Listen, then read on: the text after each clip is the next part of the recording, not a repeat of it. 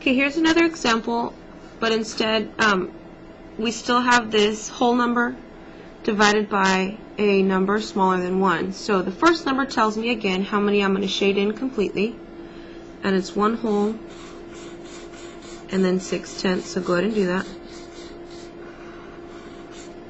And it doesn't have to be that neat.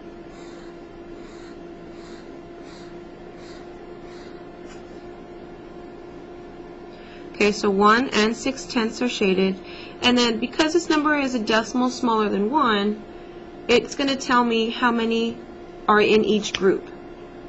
So I will take my pen and count 4/10 and make a loop around them. 1, 2, 3, 4. 1, 2, 3, 4. 1, 2, 3, 4. And 1, 2, 3, 4. And where does my answer come from? Well, the answer is going to tell me how many groups I've made. And I've made 4 groups. Okay, so again, this number is the number that I shade, the amount that I shade. This number, because it's less than 1, tells me how many in each group.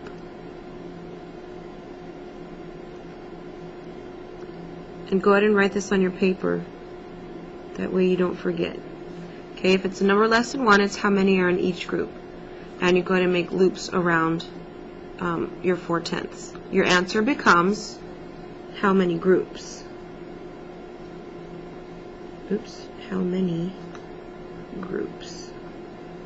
Okay, now before you had problems like this, that you shaded your 2 and 6/10, but then this number, because it's a number bigger than 1, it's going to tell you how many groups I have to divide it in, and my answer ended up being how many in each group. So how many